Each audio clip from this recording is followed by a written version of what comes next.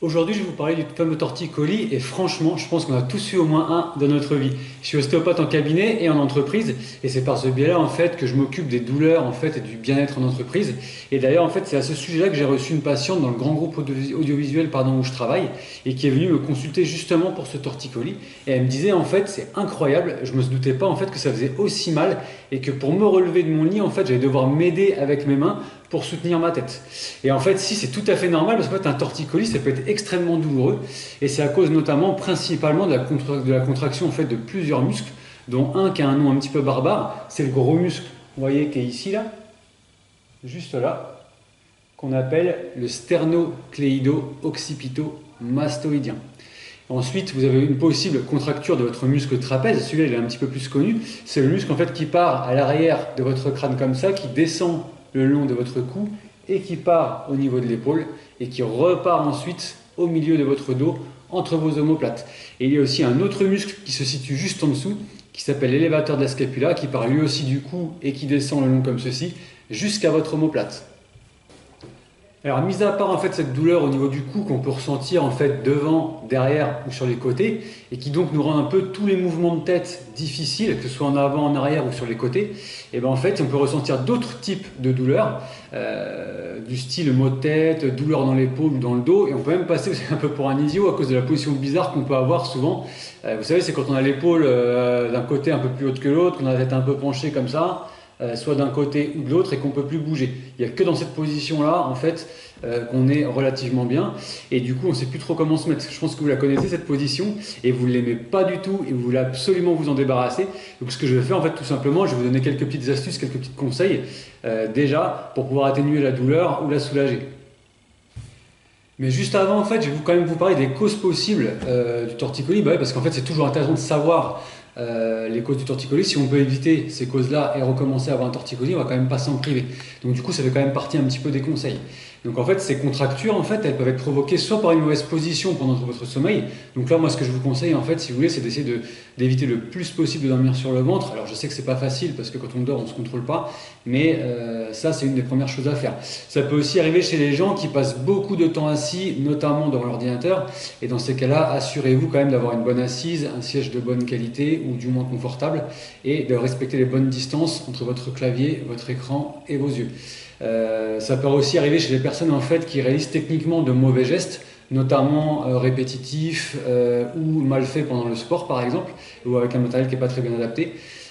Ou encore le fameux coup de froid lorsqu'on roule un petit peu la fenêtre ouverte ou quand on est sous la clim au bureau, ça arrive aussi souvent. Je peux vous dire aussi que la fatigue et le stress, ça peut augmenter ou favoriser en fait son apparition. Et une fois qu'on l'a justement, la première chose qu'on se demande, c'est combien de temps je vais me le taper, quoi.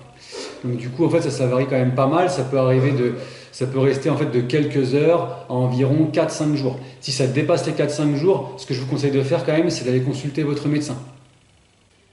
Alors maintenant que vous savez tout ça, peut-être que vous voudriez savoir un petit peu les conseils pour vous soulager.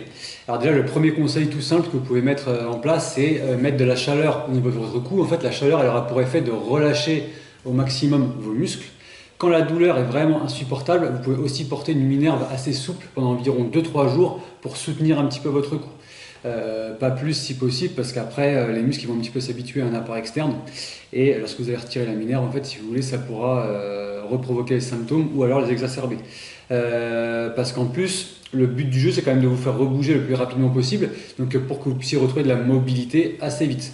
Par exemple, dès que vous avez plus la minerve, ou même quand vous l'avez, si vous arrivez un petit peu à bouger, vous pouvez faire des légers mouvements de tête, comme ceci, dans tous les plans de l'espace en fait. Gauche, droite, avant, arrière, sur les côtés, vous penchez la tête, et vous essayez de respecter le plus possible la règle de la non-douleur. Si ça vous fait un petit peu mal et que c'est supportable, vous le faites. Si vous sentez que ça fait beaucoup trop mal ou que ça augmente votre douleur, là vous ne le faites pas. Et dans ces cas-là, vous pouvez même feinter en fait, si vous voulez, un petit peu les muscles, c'est-à-dire qu'au lieu de bouger la tête, on va bouger les épaules, parce qu'en fait tous ces muscles, du coup, comme je l'ai dit tout à l'heure, ils partent donc de votre cou, mais ils viennent s'insérer au niveau des épaules, dans le dos, au niveau des clavicules devant. Donc ce qu'on va faire, c'est cette partie-là qu'on va mobiliser. Vous vous mettez comme ceci, vous gardez le regard bien fixe, la tête bien droite, et vous tournez les épaules à gauche le plus possible. Puis vous revenez, et cette fois-ci, vous tournez à droite. Vous le faites plusieurs fois, et grâce à ça, vous allez pouvoir retrouver peu à peu de la mobilité au niveau de votre cou. Pour dormir, je remets encore à là.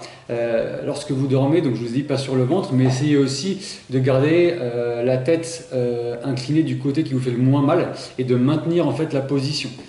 Si au bout de 4-5 jours ou même avant, vous allez consulter votre médecin, celui-ci en fait il pourra vous prescrire en fait des anti-inflammatoires, des myorelaxants. Donc les myorelaxants, ça sert en fait à détendre un petit peu les muscles. Il pourra même vous prescrire en fait des séances de kinésithérapie qui pourront vous faire du bien. Et vous pouvez aussi aller voir votre ostéopathe qui est très efficace pour ce genre de motif de consultation. Voilà, maintenant vous savez à peu près tout. J'espère que vous avez le regard assez droit et que vous avez suffisamment soulagé votre douleur pour cliquer sur le bouton s'abonner et pouvoir avoir accès à plein de vidéos. Vous pouvez également liker et partager la vidéo si vous pensez qu'elle peut être utile à d'autres personnes et n'hésitez pas non plus à commenter pour nous faire part de votre expérience. Et si les torticolis sont récurrents, vous avez d'autres types de douleurs ou de stress, n'hésitez pas à consulter notre solution intégrative Mobility. D'ailleurs, il y a une vidéo qui est gratuite à ce sujet-là où je vous explique vraiment en fait pourquoi vous devez mettre fin à vos douleurs et surtout vous devez en prendre soin. Donc là, le lien est en descriptif en fait de la vidéo ou en commentaire épinglé. Donc en attendant, je vous souhaite une très bonne journée et prenez soin de vous, vous le méritez.